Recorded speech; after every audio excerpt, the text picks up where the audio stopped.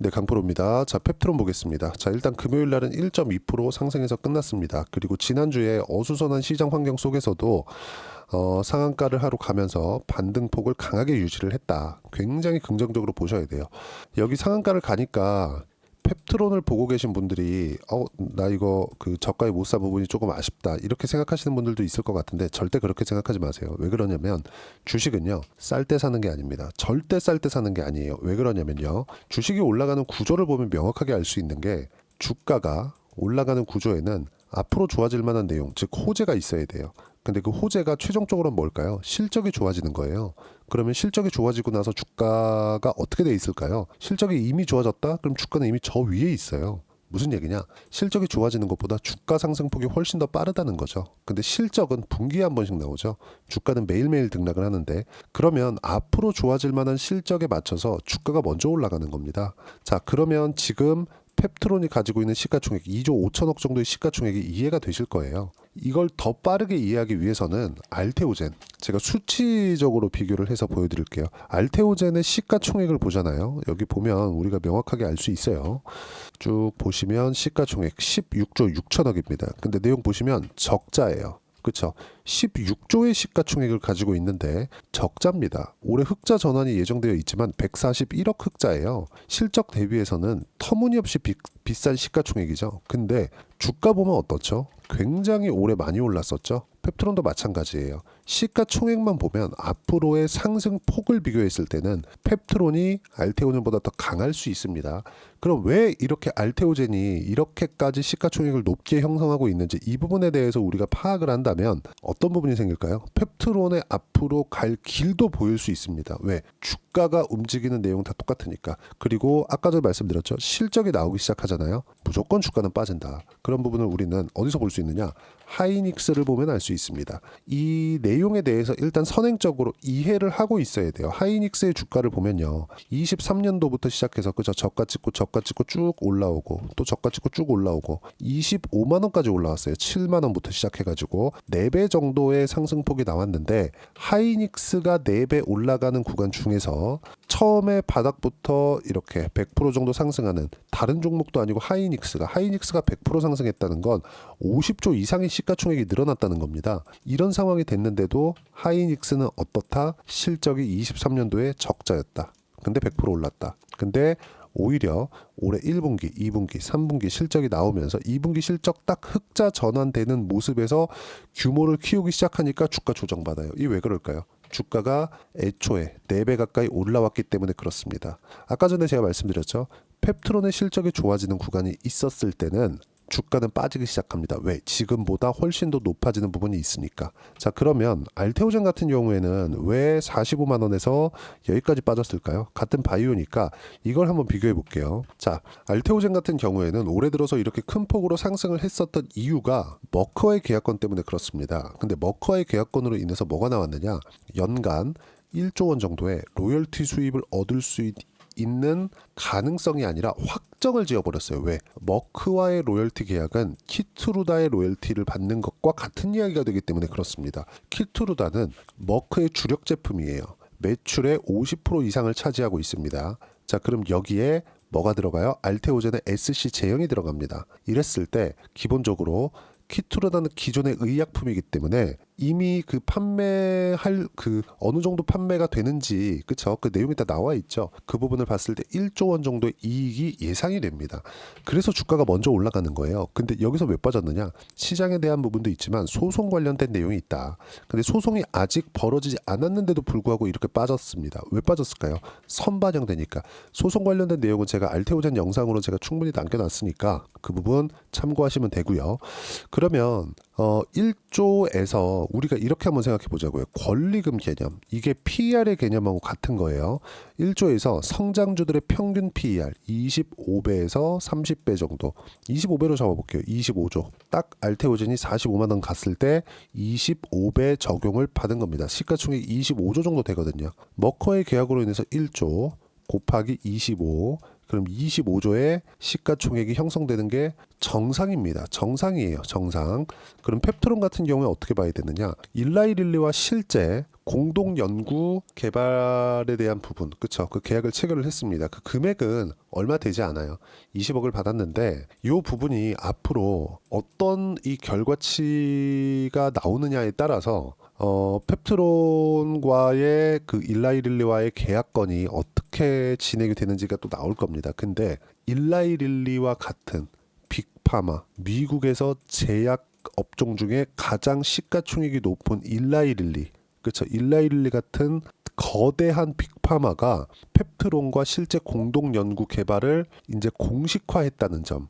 그리고 이걸 보셔야 돼요. 펩트론과의 공동 연구 개발은 일라이릴리하고 애초에 분위기가 그렇게 형성되어 있었습니다. 그리고 이것과 관련된 내용이 나온 것도 맞아요. 근데 이걸 공식화하지 않았었다는 거예요. 공식화했다는 건 계약이 임박했다고도 우리가 해석할 수 있고, 여기에 맞춰서 주가가 반영을 한 게 24년도의 상승폭입니다. 자, 그럼 우리가 이걸 보자고요.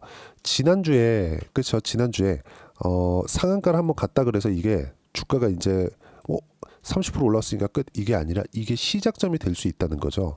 어떤 종목이든요. 그쵸?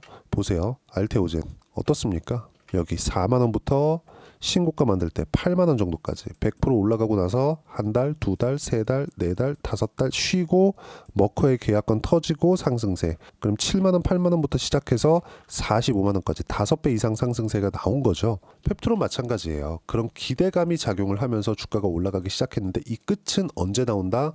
실적이 나오는 구간부터. 근데 이제 공동 연구 개발에 대한 부분을 공식화했기 때문에 이 공식화했다는 건, 아니 생각해 보세요. 빅파마에서 한국에 있는 작은 제약사 하나, 시가총액 2조 5천억 정도 되는 제약사 하나랑 공동 연구 개발을 한다. 이거는 일라이릴리에서 가능성을 봤다는 것으로도 해석이 가능합니다. 그렇게 보는 게 맞겠죠. 근데 이런 부분에 맞춰서 주가가 이미 오르고 있었다는 건 시장에서도 그렇게 보고 있었다는 거예요. 그리고 무언가 성과가 나오는 게 임박해 있다. 근데 그런 것들에 대한 정보를 내가 듣는 게 문제가 아니라 주가가 반영하고 있다는 게 정보입니다. 그리고 여기서 유상증자 관련된 내용도 보면 어떻습니까? 그렇죠? 정확하게 시설 투자 관련된 내용으로 인해서 유상증자가 진행이 됐었다는 점. 공장 신설, 그렇죠? 밑에 보면 해외 진출을 위한 CGMP급 약효 지속성 의약품 전용 생산 시설을 건설한다. 이걸로 1,300 거의 한 60억인가 80억인가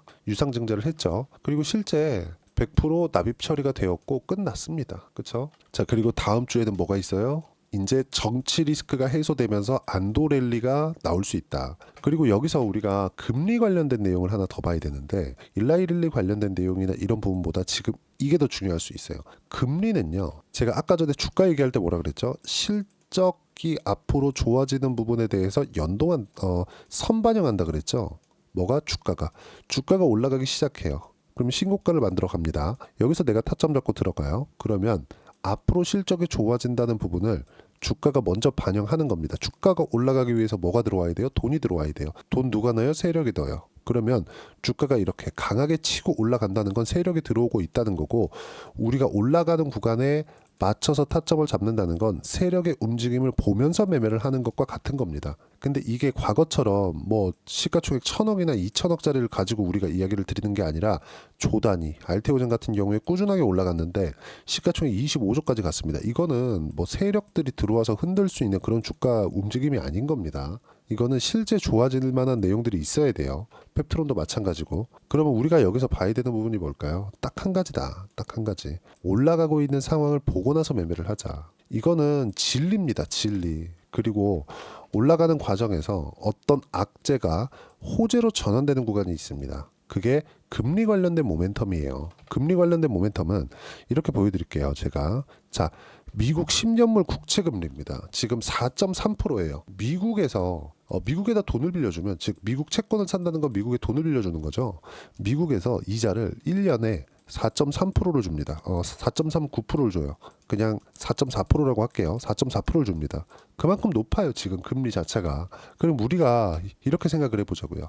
10년물 금리가 기준금리를 넘어설 수 있을까? 답은 있어요. 있는데 지금 기준금리 수준에서는 기준금리보다 10년물 금리가 높아질 가능성이 0%다. 0%. 그러면 지금 기준금리가 몇 프로예요? 4.75. 그렇죠? 1월달 또는 2월달 되면 4.5 또는 4.25로 낮아집니다. 금리 인하에 대한 속도 조절을 하겠다고 했지만 트럼프가 들어오면 상황 완전히 바뀔 거예요. 트럼프는 원래 저금리 기조 그리고 약달러 기조를 유지하고자 해요. 이거 어쩔 수가 없어요. 그러면 금리 같은 경우에도 이것보다 더 높아질 수 있는 가능성이 없다. 왜 제가 금리 관련된 이야기를 드리냐면 바이오는 자금 조달이 핵심입니다. 물론 펩트론 같은 기업들은 앞으로 성장성으로 인해서 1,000억 이상의 유상증자를 그냥 갖다가 100%풀 납입이 이루어지는 그 정도의 성과를 내고는 있죠. 근데 금리가 낮아지는 게 나쁜 건 아니다. 굉장히 좋은 거예요. 그럼 금리 관련돼서도 지금 낮아질 수 있는 환경이 갖춰졌기 때문에 펩트론의 주가 그리고 비상계엄 이슈를 넘어서서 그렇죠? 비상계엄 이슈를 넘어서서 정치 리스크가 해소되는 부분에서 안도랠리가 나오게 되면 다음 주 월요일부터 강하게 치고 달릴 수 있고요. 이런 부분에 얼마의 매매를 해야 되는지 타점을 어떻게 잡아야 되는지 이 내용을 제가 여기 소통방에서 이야기를 드리고 있습니다.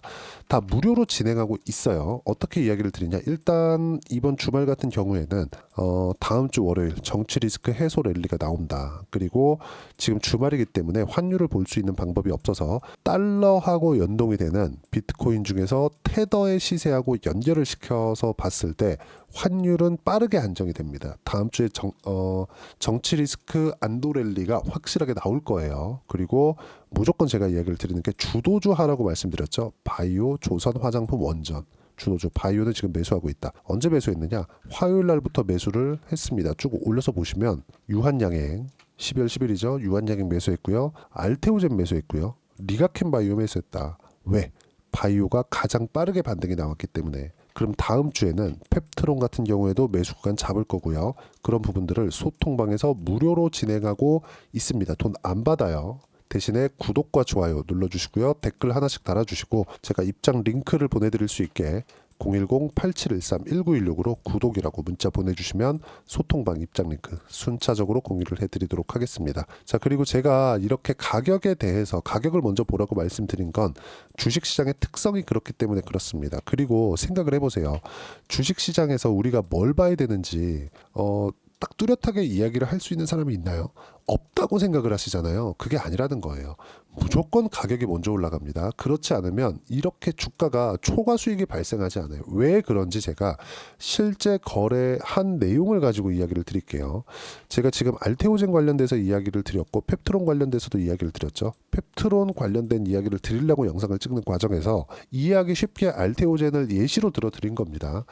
자, 그럼 실제 제가 알테오젠에 대한 매매를 어떻게 진행됐느냐? 이 화면은요, 키움증권에서 제공하는 0606 화면입니다. 실제 제가 매매한 내용이고요. 자, 보시면 신고가 구간, 돌파하는 구간에서만 공략했죠. 싸게 살라고 노력하지 않아요. 꾸준하게 매수한다. 그쵸? 매수, 매도, 매수, 매도 한 결과 어때요? 30%대 수익 구간. 모두 신고가 구간에서 매매를 했다는 점. 그쵸? 그리고 이 내용에 대한 부분을 하나도 빠짐없이 소통방에서 볼 수 있게 제가 무료로 공유를 해드리고요. 그쵸? 매매를 하는 데 있어서 어떤 식으로 매매해야 될지 모르겠다. 그럼 제가 소통방에서 타점 그리고 시장 관련돼서도 그쵸? 충분히 투매에 동참하지 말라고 코멘트를 하고 있고요. 시장이 굉장히 어려운 구간 속에서도 주도주를 정확하게 공략하고 있으니까 소통방 들어오시면 되고 구독과 좋아요 꼭 좀 부탁드리고 여기 입장 링크를 제가 보내드릴 수 있게 010-8713-1916으로 구독이라고 문자 보내주시면 소통방 입장 링크 순차적으로 공유를 해드리도록 하겠습니다. 자, 그리고 이렇게 가격을 보는 이론적인 그 내용은 어떻게 우리가 봐야 되는지 그 부분은요. 펩트론의 단기 보유 전략. 단기는 2주입니다. 2주 동안 내가 어떻게 해야 수익 전환 시킬 수 있을지 이 부분이고요. 2주 안에 수익 전환 시키기 위해서는 당연히 가격에 대한 부분 너무 중요하다. 이 가격에 대한 부분에 이해가 되어야 내가 주도주를 골라서 매매할 수 있다는 점. 이 부분 반드시 기억하셨으면 좋겠고요. 이 두 가지 내용도 제가 무료로 공유를 해드릴 테니까 구독과 좋아요 눌러주시고 여기 010-8713-1916으로 펩트론이라고 문자 보내주시면 단기 가격 전략 함께 공유해 드리도록 하겠습니다. 지금 가장 중요한 건 내가 가격을 어떻게 보는지 판단하는지 그 부분입니다. 근데 지금 시장이 회복되고 있죠. 지금 어떻게 준비해 놓느냐에 따라서 1월 달의 상황이 완전히 바뀔 겁니다.